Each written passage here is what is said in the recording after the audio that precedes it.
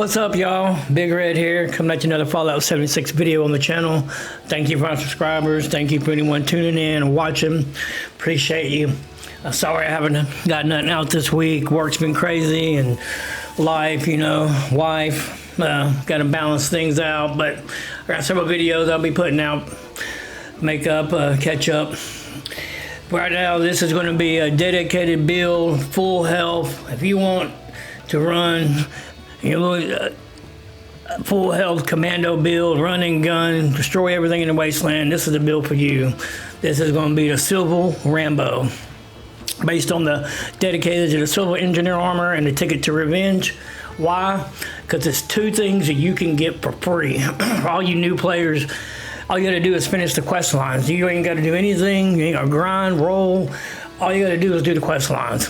You ain't got to trade. You already got two really good setups with the armor and with this weapon.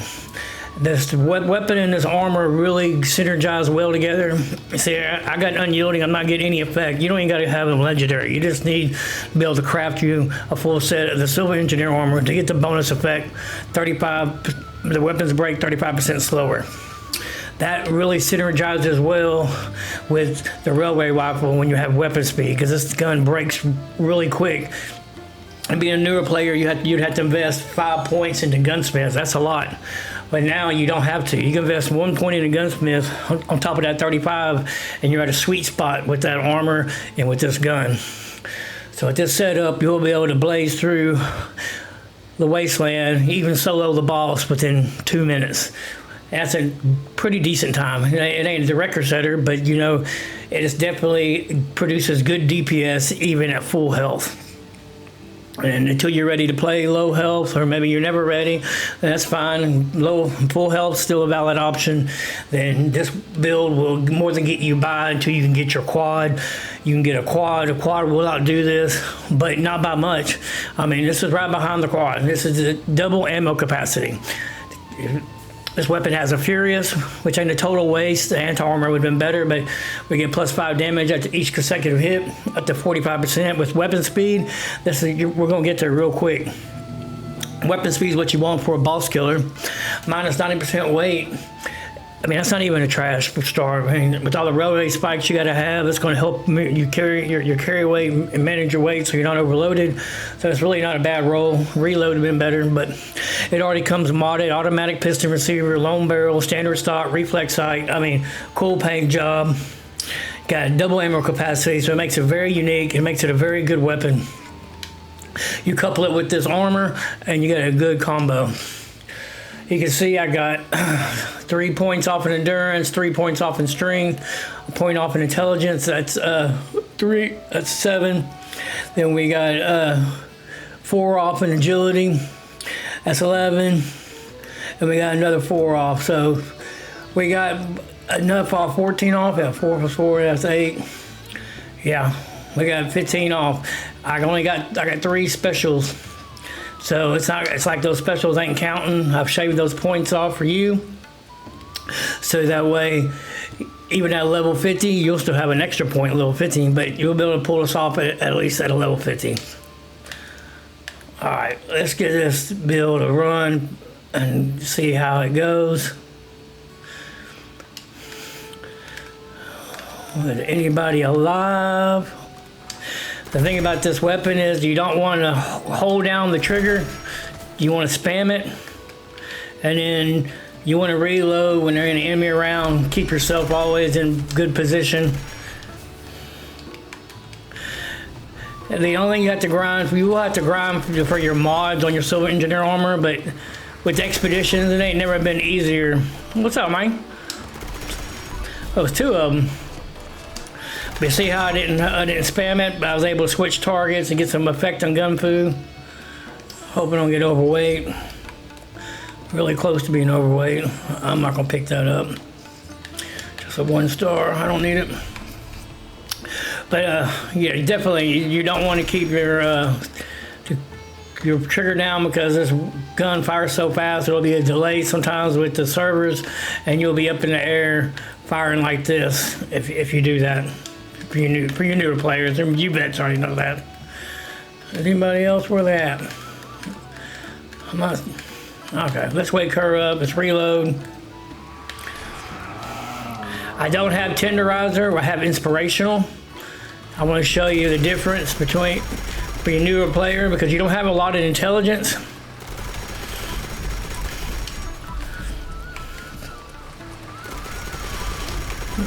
So you see how it started to go up. Yeah. So you see, she'll give you back a little spikes. That was with. What am I doing?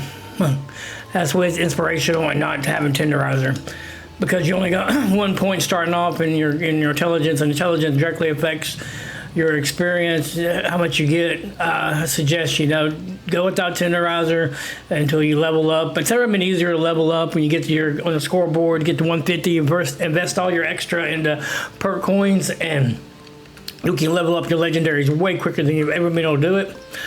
But run inspirational, and unless you're in an in-game boss and you feel like you're not getting enough damage, but you won't be solo no end boss for a minute. So while you're grinding up, just leave inspirational alone. I'll leave her alone. Let's switch over and put tenderizer on. I'll show you the difference. We're only gonna do tanky targets. And then we're gonna bring you to. We're gonna clip in Earl here in a second. On with the program. It's not a gun to aim outside of VATS, really not. How you want to do this gun? All right, now we got tenderizer going.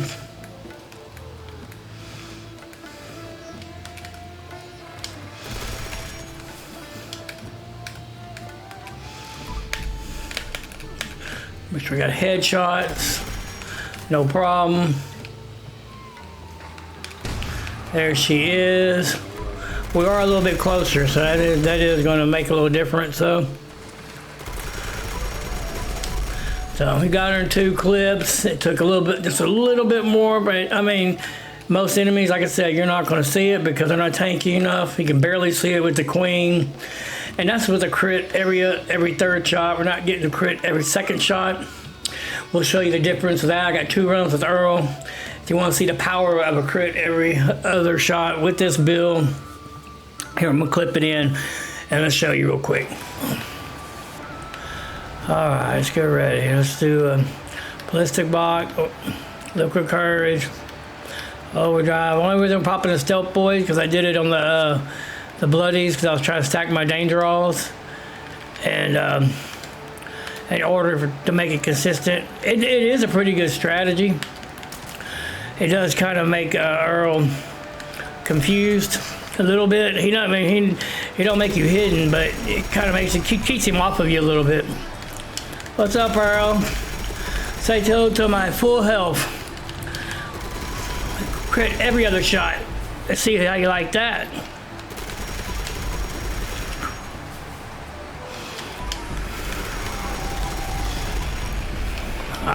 Try to get that switch.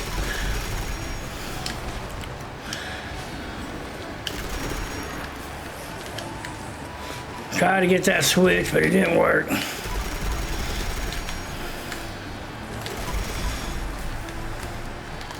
Got a few shots on it.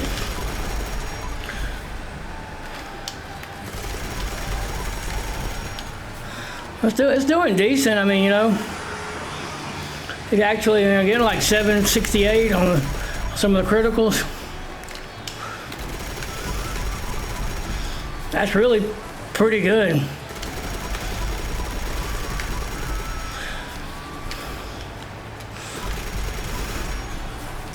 Really pretty good. Oh, call your buddies, Earl.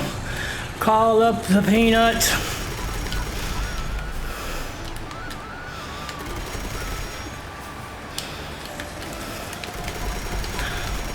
Call up your peanuts.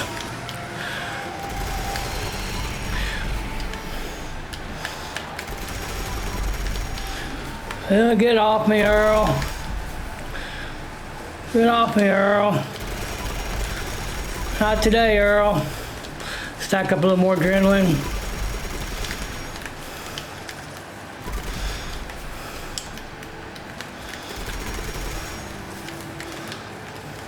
I just don't have enough to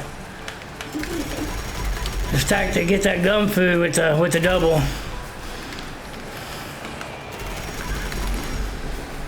You do like on regular enemies, but not when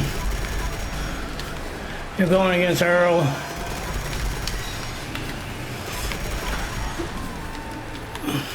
I have to say, man, this crit every other shot is not too bad. I mean,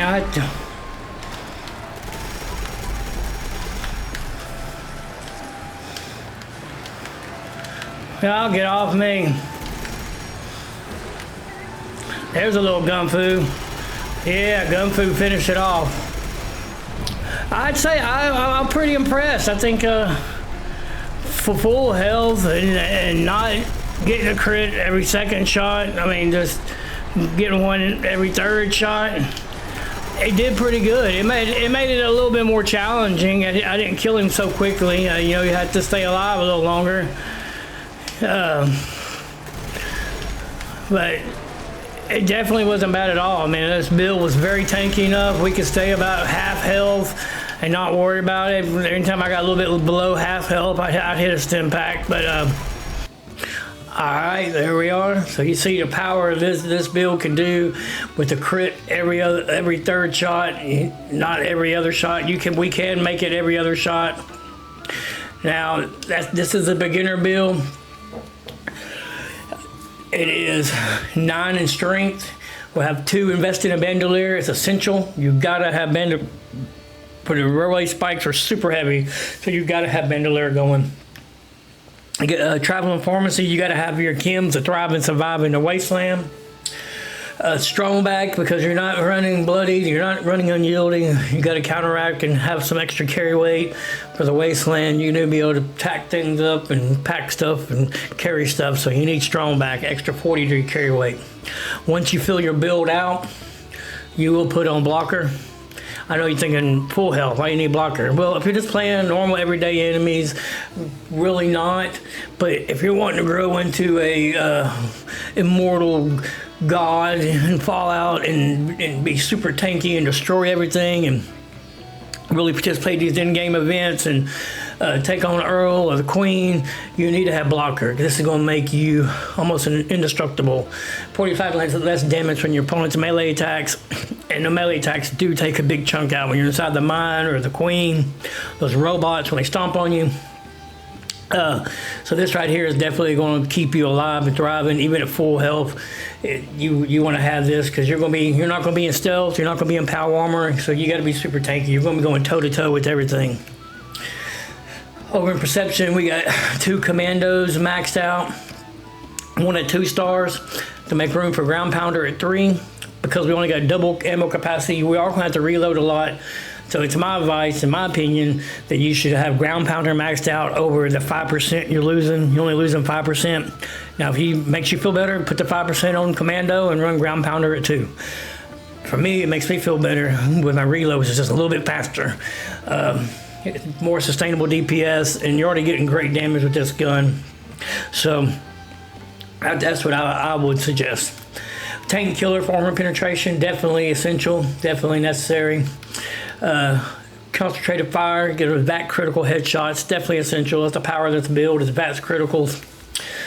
Over in endurance, we got some versatility and some flexibility. We got photosynthetic, pretty powerful card we'll show here in a minute how good this card really works. You won't have to use a lot of stim packs when you have this card. Unless you're fighting an enemy that's just really whipping your butt, but for the most part, your health is going to regenerate pretty quickly. We got fireproof for tankiness, taking 45% less damage from explosions and flame attacks, definitely essential. We got Sunkiss to go quickly regenerate radiation. With this, you won't even have to worry about what rads. You'll be able to manage your rads without using Radaway. So it's going to save you stim packs and Radaway during the day. Once you fill the build out during the day, you want to have Life Giver at a 3. You know, it's like, why are you putting Life Giver on? You're on full health. because the more health in your health bar, the tankier you are. When those turrets hit you, when Earl hits you, you don't see a big chunk of your health go down. You just see a smaller chunk go down. And because you're going toe-to-toe with everything, I would suggest investing something in a life giver to get your health up over 400 HP. That's super tanky, and you'll be able to go toe to toe and not worry about it. Your health can be halfway down, and you don't have to worry about it. So that's my suggestions. Now, when it comes to nighttime, obviously you can't do sun kiss, and you can't do those two. But what you can do is we'll invest into ghoulish at 3. So because there's radiation everywhere, we'll get some health regeneration from radiation, and there's radiation everywhere. Then, to make ourselves tanky, we're going to take Nocturnal Fortitude and Life Giver at 2. You're thinking, why don't we put Life Giver at 4? Because Life Giver at 4 only gives you 45 max health. Nocturnal gives you 40 max health, plus the extra 15, that's 55. Now we're more than what Life Giver would give us. So we're super tanky, well over 400, and we're getting something back from radiation. That'd be my suggestions. Endurance at least 10, because you're going to have to take some hits with this build. Over in Charisma, of course, any build needs strange numbers. You need mutations to boost your build up, to maximize your build. You get, who doesn't want more AP, more carry weight, more agility, more intelligence, more of everything. So definitely need the strange numbers. Tenderizer, like I said, starting off you'll be inspirational, but you'll be okay. You running with inspirational, but eventually you'll put on Tenderizer, or you're doing an in-game event, put on Tenderizer. Once you're leveled up in a comfortable place. And intelligence, we're going to have 1 invested in gunsmith to go with the armor. The synergize of this weapon will be a 45 gun breaks 45% slower. It's really a sweet spot. As you fill the build out, you put 2 in gunsmith, and now you have a weapon that hardly breaks. It's over 55%, so it's better than even the legendary effect. Really sweet. Over in agility, you're going to have 9 starting off.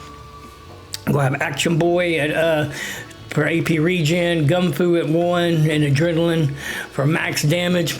I'm going to stack up. That's really going to help you by being at full health, not low health, for the close the damage gap. You'll stack those kills up. You get a max 60 to your damage. So definitely a crucial card you need to have. Once you fill the build out, you have a couple options though. I would rather go Gunfu at 2.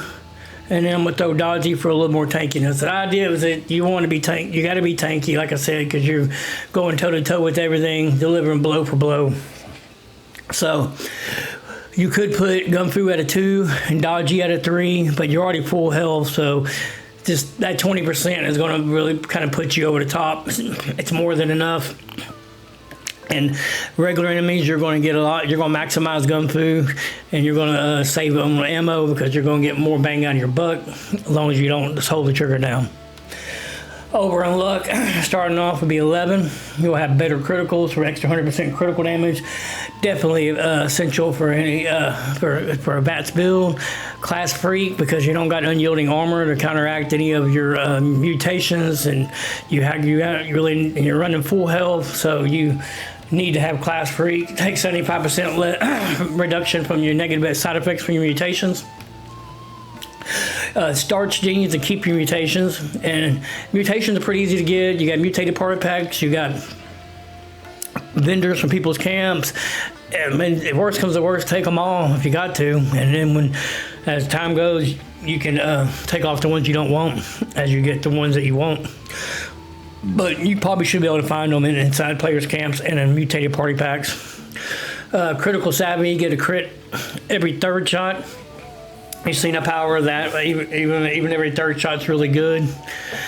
Eventually, we're going to fill the build out, and we're going to put on Ricochet at 2 to give us more tankiness.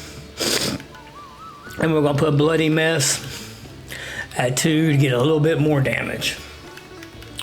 Now, and then over in the legendaries, as you go to fill it out, like I said, you'll have 3 specials. And I would suggest having sizzling stogs. You don't have any asbestos lining on Civil Engineer armor. And so this is going to get you tanky and indestructible. Poison resist is going to make you tanky and indestructible to elemental things. Now, there's very little things that can really take you out. Because your radiation resistance is already 300, I didn't put what rads on there. And because you're using the other card for radiation during the day, I would suggest running it with these two. Now, if you want to put what rads and you're not needing poison resist at the moment, it's never been easier to swap our perks out with the load machine. And with the, now we got a survival tent that has it. So you could take off your funky duds, put on your what rads if you're not using any poison resist at the moment, and then put it back on. You do have versatility there. It makes you feel better, especially at nighttime if you're running and you want extra radiation resistance. Taking one for the team, definitely essential, I think, for this gun, because you're going to be taking every blow and you might as well get something from it. And you're getting a crit every third shot, but you're getting extra damage for taking one for the team. Now, if you wanted to get a crit every other shot, this is what we would have to do. You would have to invest another 5 points in your loadout, unless your armor had. There's another way with armor, but this is the way. This is just, you don't have to depend on RNG. Put happy-go-lucky, and I passed it up for Party Boy. Party Boy. And then over in the build, we gotta take off, we're not nighttime anyway. Let's take those off. We'll invest in the cola nut. And then we'll put back on our photosynthetic and our sun-kissed. And we'll just put one level of ghoulish on for now. All right. We'll put Cola Nut on top of Happy-Go-Lucky and Party Boy, and we'll be able to take a Nuka Color Dark. If you have those resources and you really want to get a crit every second shot, let's show you the difference on a Murloc Queen, and then I'll show you, what did I pick up? And then I'll show you the difference. I had to lose 1 pound. Come on, are you kidding me? I ain't worried about that. All right. Now, I need to go get rid of some stuff.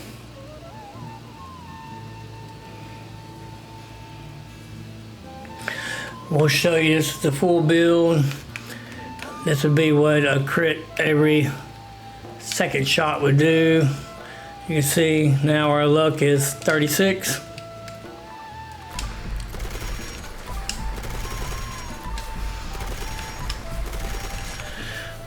You're not going to see the difference until we hit a big target.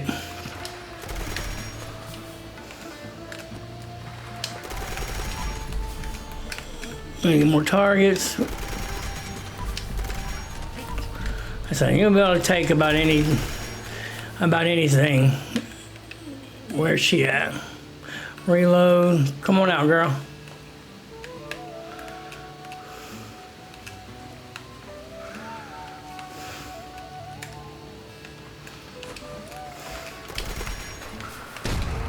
There she is, good, level 100.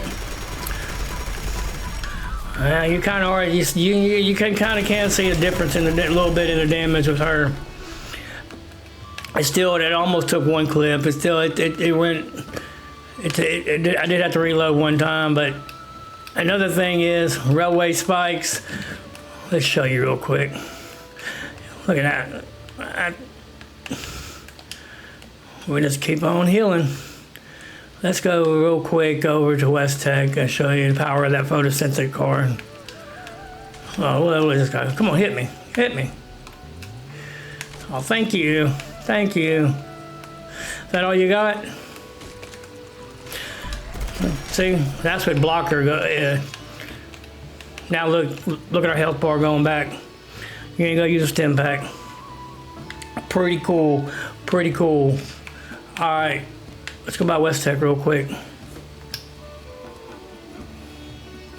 We're doing good. I think we're doing good on time. Just to show you a little bit. Now we got the build filled out. said, don't spam it. That's what'll happen almost. Don't want to be shooting in the air.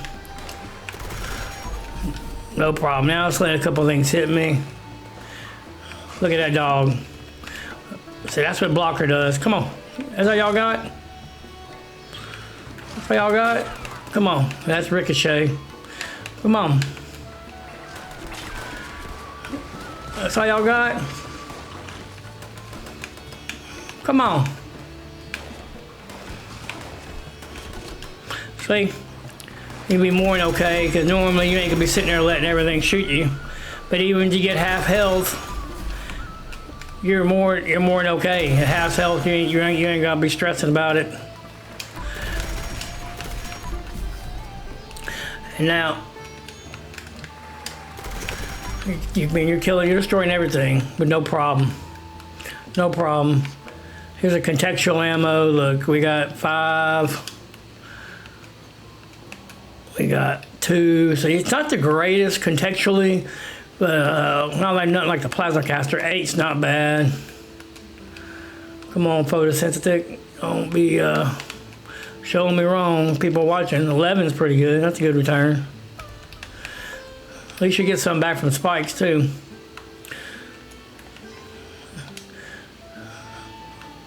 It's starting to work now. It's coming back up. You see it? I don't have to use a stim pack. Let's let my health heal back up. There it goes. Now you see it working, coming up. But steel, even though the contextual ammo is not the greatest, steel is very easy to come by. Collect all these weapons, go through West Tech, and use scrapper and scrap your weapons, and you'll get more than enough steel back just by scrapping weapons. Steel is very, very easy to find. Yeah, we're going to clip in and show the difference between a crit every other shot and a crit every third shot. Sometimes I'm messing up. Forgive me if I said it every other shot. I meant every third shot. If I did mess up saying it, but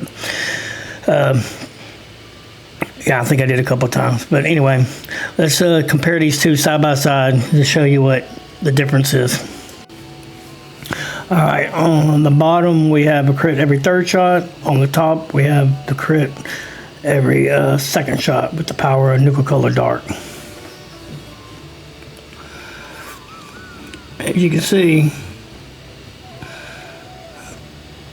the crit every second shot is gaining ground on the every third shot. They start off pretty close, but as time goes on,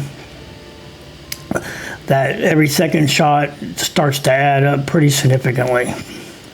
But you won't see this, like I say, you're not going to see this fighting even a Mallard Queen. You're not going to see it fighting even regular enemies. And unless you're trying to solo the boss, that's the only time you're really going to see it. When you're participating in an event with other people, you don't have to be solely responsible for the DPS. Every third shot is fine. You're still going to be contributing.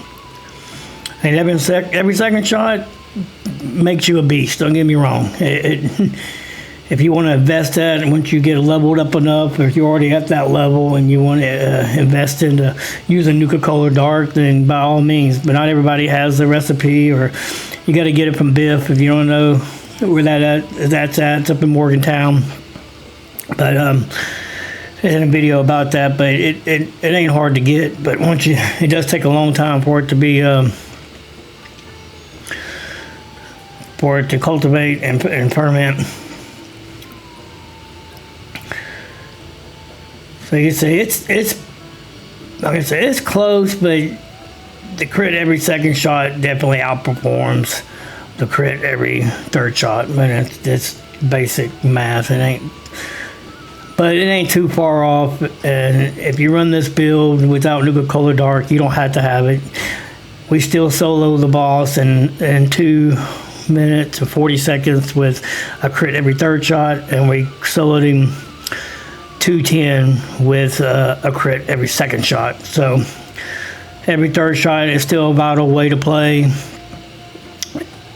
if you don't have a lot of time to play, you don't have a lot of time to get resources or farm things, and you just want to pick up your controller and jump in, then you can run this build like it is with every third shot and still get decent damage and have fun in the wasteland. That's what it's all about. Now, it's all about having fun. If you don't want to manage your rads and you just want to jump on and play, you don't want to have to put a lot of effort in.